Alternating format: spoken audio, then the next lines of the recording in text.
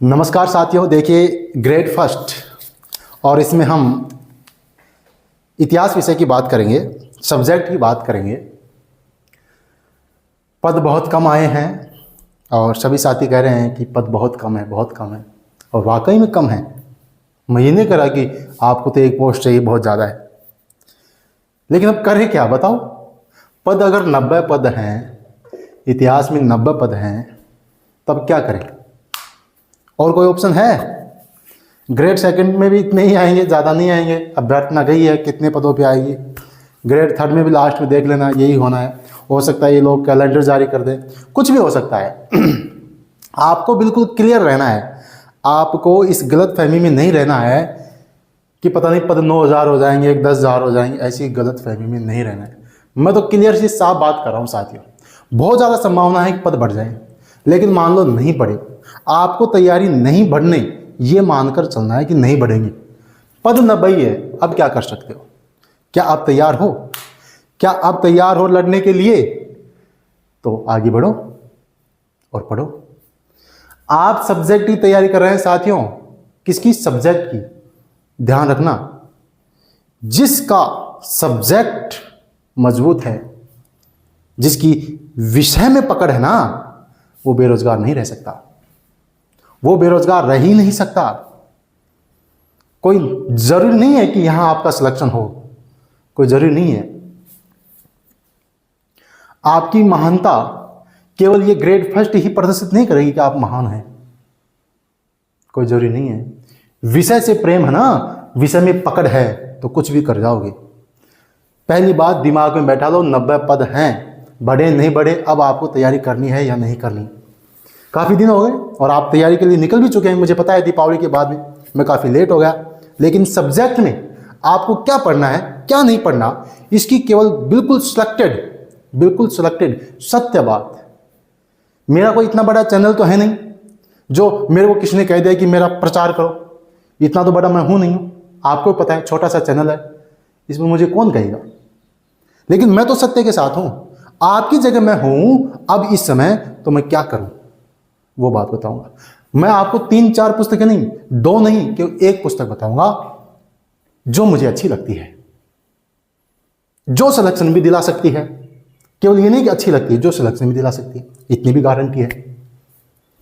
तो वो क्या है, तो वो कौन सी है, उसकी बात करेंगे। तो उसके पहले आपको तैयार हो जाना है कि 90 ही पद हैं। ये मानकर मत चलना कि पद बढ़ेंगे, ये मान के मत चलना।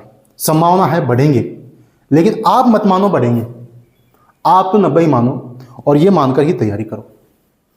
और जो कंटेंट बताऊंगा उसको यदि आप उसी को पढ़ेंगे, उसी रणनीति पे काम करेंगे, तो मैक्सिमम रिजल्ट क्या होगा ये मुझे नहीं पता, लेकिन मिनिमम कम से कम सीट आप निकालोगे। 90 तो क्या, चाहे 50 पद है ना, तो भी सीट आप निकालोगे अगर उस रणनीति पे काम करोगे तो।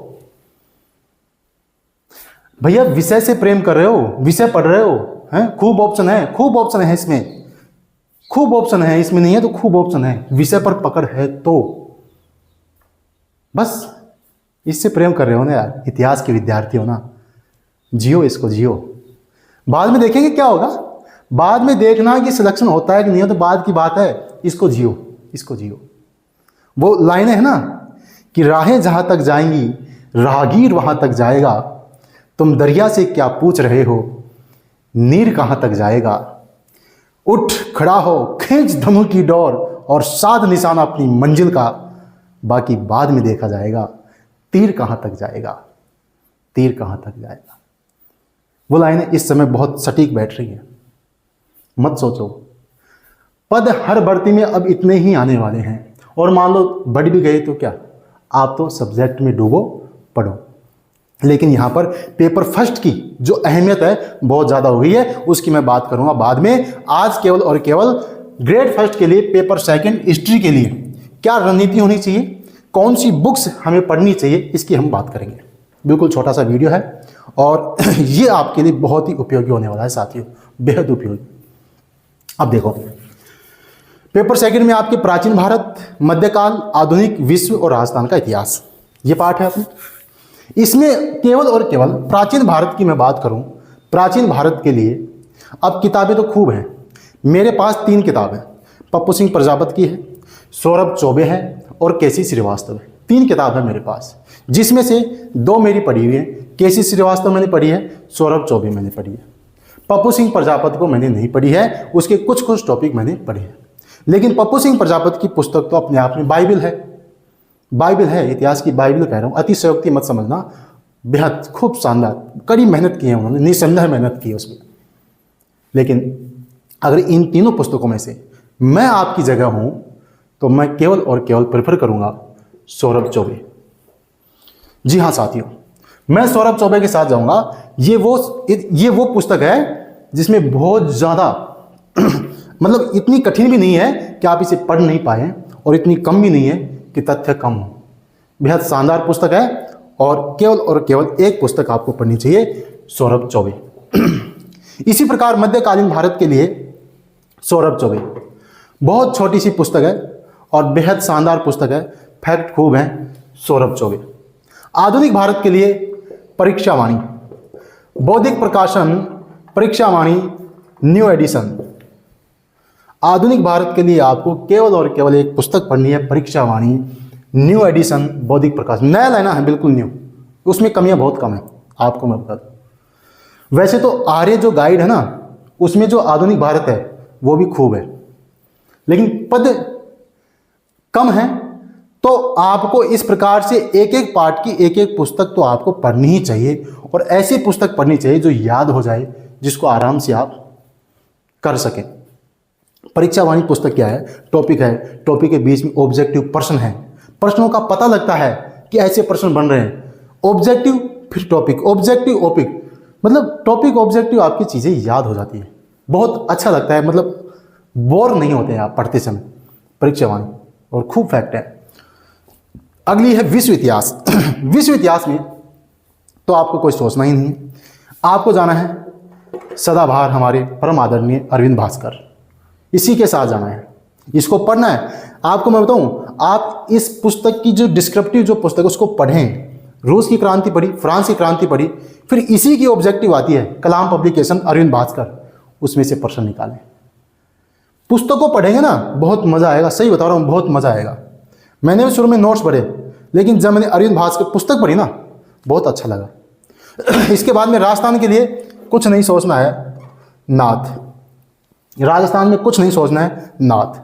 अब इनमें प्राचीन, मध्य, आधुनिक, तीनों में ये एक एक पुस्तक हो गई, और ऑब्जेक्टिव के लिए पीएसपी, बस तीनों कालखंड के लिए एक एक पुस्तक। कोई टॉपिक पढ़ लिया, अब आपको ऑब्जेक्टिव निकालने हैं, पीएसपी की बुक उठाई, उसमें से ऑब्जेक्टिव निकालें, बस। आपकी टेबल पर सीमित सामग्री, अब आपकी इच्छा है, आप मेरे सिर्फ धुरंधर हैं, मैं तो कुछ नहीं हूं, मच्छर हूं मच्छर, लेकिन उन्होंने भी आपको सजेस्ट किया है, तो आप अपनी इच्छा के अनुसार पढ़ें। लेकिन मैं ये कह रहा हूं, यदि मैं आपकी जगह अब हूं ना, तो मैं ये पढ़ूं, जो सत्य बात बता रहा हूं, इसके ऑब्जेक्टिव। और ये अरविंद भास्कर में, अरविंद भास्कर ही डिस्क्रिप्टिव और अरविंद भास्कर ही ऑब्जेक्टिव, कलाम पब्लिकेशन के नाम से, और नाथ में भी नाथ की ऑब्जेक्टिव, नाथ की डिस्क्रिप्टिव। ये सिर्फ और सिर्फ ये कंटेंट मेरे को पढ़ना है। इसके अलावा यदि आपने किसी कोचिंग से, किसी विषय विशेषज्ञ से आप पढ़ रहे हैं और उन्होंने आपको बताया है कि आप मेरे कंटेंट पर विश्वास कीजिए, तो बिल्कुल निसंदेह आपको उन पर विश्वास करना चाहिए। श्रद्धावान लभते ज्ञानम। यदि आपको अपने शिक्षक पर, अपनी सामग्री पर विश्वास नहीं है ना, तो फिर आप भटक जाएंगे, आप एक रणनीति पर काम नहीं कर पाएंगे। पुस्तक पढ़नी है, ये पढ़ें, अपनी टेबल पर लगा लें, इन्हीं को पढ़ें, इन्हीं को पढ़ें, इन्हीं को पढ़ें, निस्संदेह सफलता मिलेगी, निस्संदेह। बात मानिए मेरी, बात मानिए। और यदि आपने मानो किसी के नोट्स ले रखे हैं, तो उनको पढ़िए, बस। ऑब्जेक्टिव निकालो और उनको पढ़ो, ऑब्जेक्टिव उनको पढ़ो, बस। और कहीं कुछ सोचना ही नहीं है, उसी रणनीति पर काम करना है।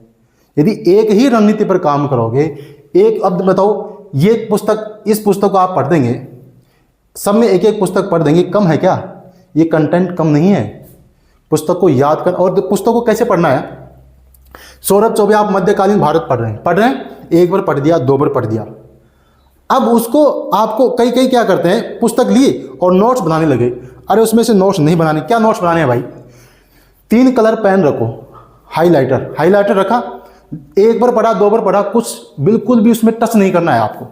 तीसरी बार पढ़ें तो ऐसी चीज़ों को हाईलाइट करें जो आपकी याद नहीं हो पाई हैं, उनको हाईलाइट करें, पढ़ दिया। चौथी बार उसका रिवीजन वैसे ही करें। 5वीं बार जब उसको पढ़ें तो दूसरा हाइलाइटर लें, अब वो चीज़ें हाईलाइट करें जो आपकी याद नहीं है।